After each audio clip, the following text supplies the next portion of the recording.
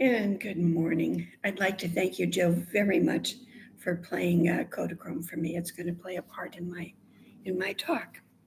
When you all came in, you will notice that there was an extra 3x5 card on your chair.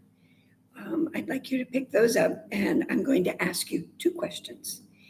And I want you to answer them without worrying about money, time, anything, and no house. Don't worry about the house, those are all taken care of. So, your first question is name one special place that you want to visit and make sure you put a by date. In other words, I want to visit all the Leeward Islands before I'm 80. Okay. Question number two. If you could do anything that your heart desired, what would you do to feed your soul? Again, the hows don't count. Okay. Now, when cameras were first developed, everything was filmed in black and white. And then they discovered sepia, which added a little difference there. And then in 1961, Kodak changed our view of the world when they introduced Kodachrome. It was color film, and the world opened up. Another type of camera that was invented is the Aura photo camera. It's a special camera that takes pictures of your aura energy and makes a composite of it.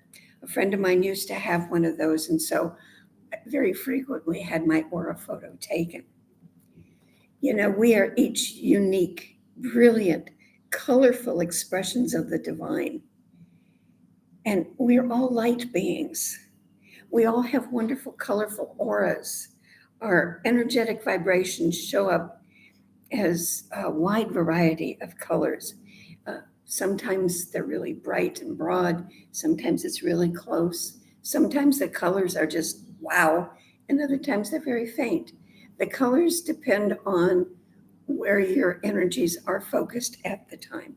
So, like if you're being very creative, you may have orange and red colors. If you're very spiritual, you may have blues and purples. So it all depends.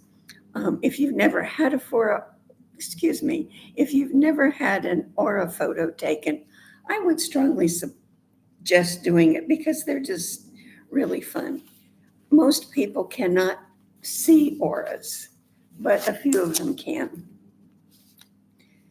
So this morning, Joe sang for us Kodachrome, and I love that song. It's a Neil Simon song, Kodachrome. Molly Travis wrote an article explaining what Simons was trying to express. So I'm going to read you a small part of that. At the core of Kodachrome is a song about finding joy and meaning in life's small wonders. The song is optimistic and hopeful, suggesting that even in the midst of chaos and uncertainty, there is still beauty to be found.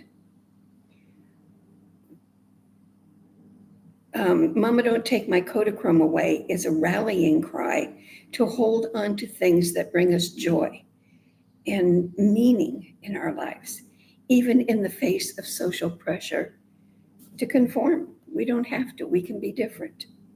Simon said that Kodachrome can be anything that brings color to your life, whether it's art, music, travel, or something else entirely.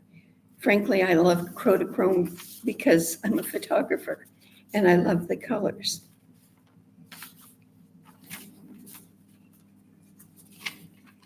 Okay. Everybody who knows me, I got all my notes mixed up here, guys.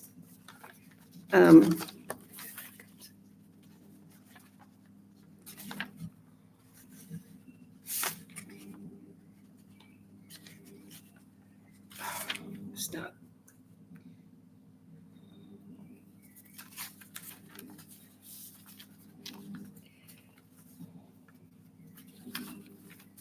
Everybody goes through periods in their lives that are black and white or in shades of gray. People who know me know I've had an exciting, colorful life. They don't know about the black and white times because I choose not to talk about them. Unless it's a really important lesson I learned, I don't talk about them. I examine them within myself. I look for the beauty in the situation, and I forgive myself and those involved. And I let it go. I get on with my life.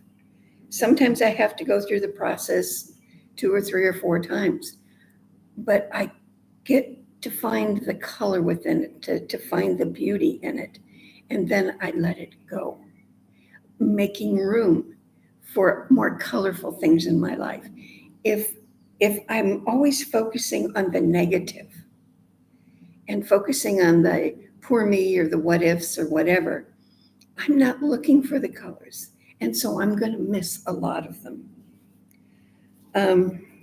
When I was 2, I was put in an orphanage, and I was adopted when I was 5, and my name was changed with no explanation.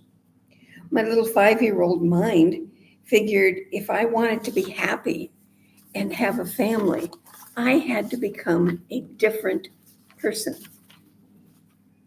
So I tucked little Frederica away in a dark corner of my mind, and I kept her hidden for many years.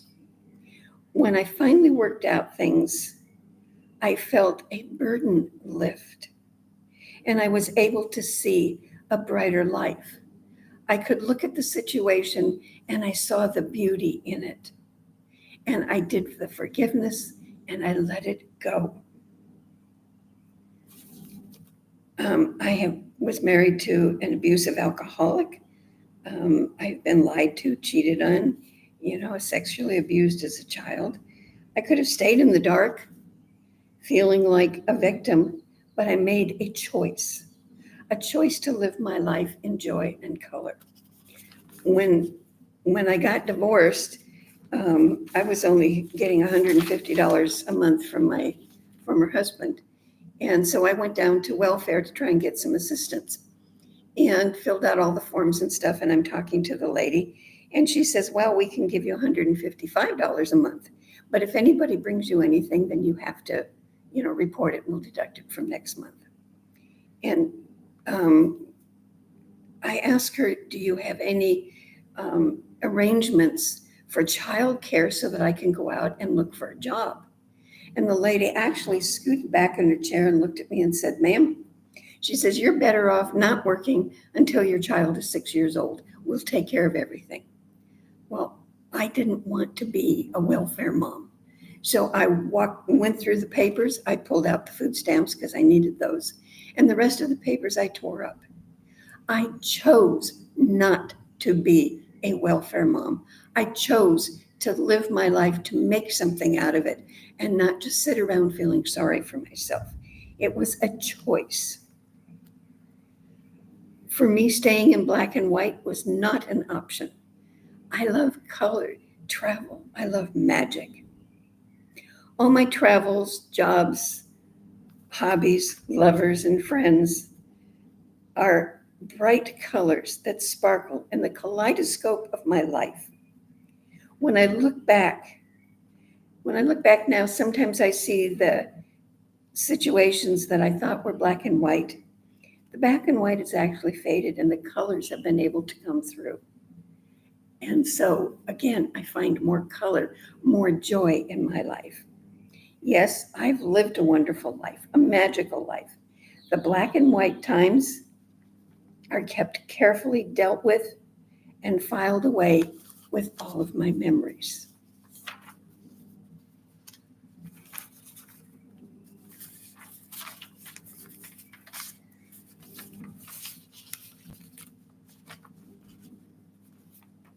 And again, I have lost my place in my notes. The point is this. Okay, when you first started, I gave you 3x5 cards, and I asked you to answer 2 important questions.